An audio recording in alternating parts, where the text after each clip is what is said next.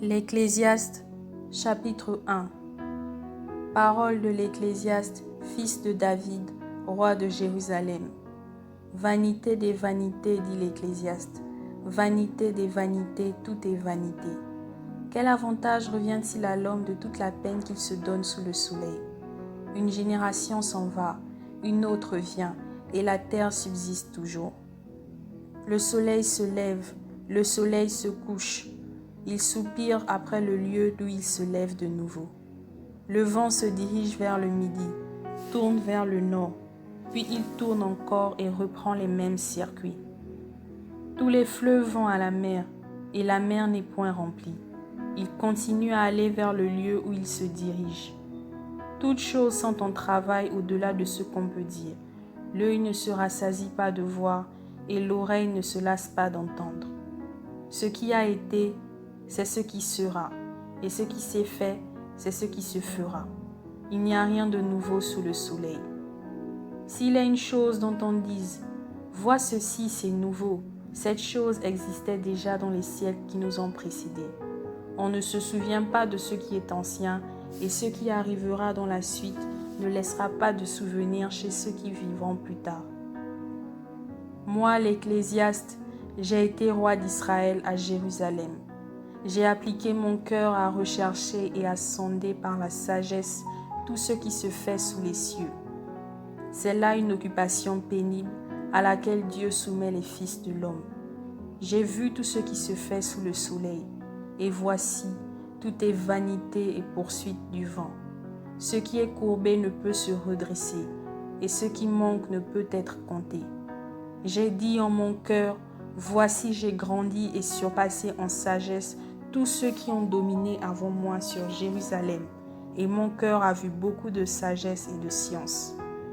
J'ai appliqué mon cœur à connaître la sagesse et à connaître la sottise et la folie. J'ai compris que cela aussi c'est la poursuite du vent. Car avec beaucoup de sagesse on a beaucoup de chagrin, et celui qui augmente sa science augmente sa douleur. L'Ecclésiaste, chapitre 2. J'ai dit en mon cœur, allons, je t'éprouverai par la joie, et tu goûteras le bonheur. Et voici, c'est encore là une vanité. J'ai dit du rire insensé, et de la joie, à quoi sert-elle? Je résolus en mon cœur de livrer ma chair au vin, tandis que mon cœur me conduirait avec sagesse, et de m'attacher à la folie jusqu'à ce que je visse ce qu'il est bon pour les fils de l'homme de faire sous les cieux pendant le nombre des jours de leur vie. J'exécutais de grands ouvrages, je me bâtis des maisons, je me plantais des vignes, je me fis des jardins et des vergers, et j'y plantais des arbres à fruits de toute espèce. Je me créais des étangs pour arroser la forêt où croissaient les arbres. J'achetais des serviteurs et des servantes, et j'eus leurs enfants nés dans la maison. Je possédais des troupeaux de bœufs et de brebis, plus que tous ceux qui étaient avant moi dans Jérusalem. Je m'amassais de l'argent et de l'or, et les richesses des rois et des provinces. Je me procurais des chanteurs et des chanteuses, et les délices des fils de l'homme, des femmes en grand nombre. Je devins grand, plus grand que tous ceux qui étaient avant moi dans Jérusalem, et même ma sagesse demeura avec moi. Tout ce que mes yeux avaient désiré, je ne les en ai point privés. Je n'ai refusé à mon cœur aucune joie, car mon cœur prenait plaisir à tout mon travail, et c'est la part qui m'en est revenue. Puis j'ai considéré tous les ouvrages que mes mains avaient faits, et la peine que j'avais prise à les exécuter. Et voici tout est vanité et poursuite du vent. Il n'y a aucun avantage à tirer de ce qu'on fait sous le soleil. Alors j'ai tourné mes regards vers la sagesse, et vers la sottise et la folie. Car que fera l'homme qui succédera au roi? Ce qu'on a déjà fait. Et j'ai vu que la sagesse a de l'avantage sur la folie, comme la lumière a de l'avantage sur les ténèbres. Le sage a ses yeux à la tête, et l'insensé marche dans les ténèbres. Mais j'ai reconnu aussi qu'ils ont l'un et l'autre un même sort. Et j'ai dit en mon cœur, j'aurai le même sort que l'insensé. Pourquoi donc ai-je été plus sage? Et j'ai dit en mon cœur que c'est encore là une vanité. car la mémoire du sage n'est pas plus éternelle que celle de l'insensé, puisque déjà les jours qui suivent, tout est oublié. Et quoi? Le sage meurt aussi bien que l'insensé. Et j'ai haï la vie, car ce qui se fait sous le soleil m'a déplu, car tout est vanité et poursuite du vent.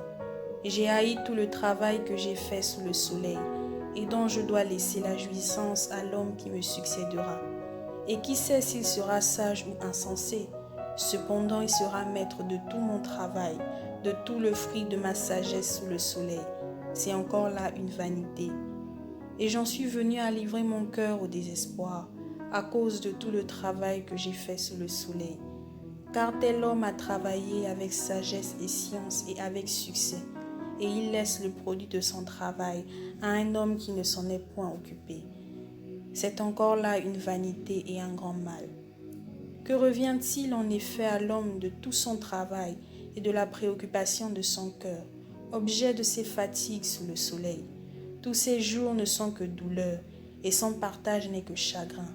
Même la nuit, son cœur ne repose pas. C'est encore là une vanité. Il n'y a de bonheur pour l'homme qu'à manger et à boire, et à faire jouir son âme du bien-être au milieu de son travail. Mais j'ai vu que cela aussi vient de la main de Dieu. Qui en effet peut manger et jouir si ce n'est moi? Car il donne à l'homme qui lui est agréable la sagesse, la science et la joie. Mais il donne aux pécheurs le soin de recueillir et d'amasser, afin de donner à celui qui est agréable à Dieu. C'est encore là une vanité et la poursuite du vent.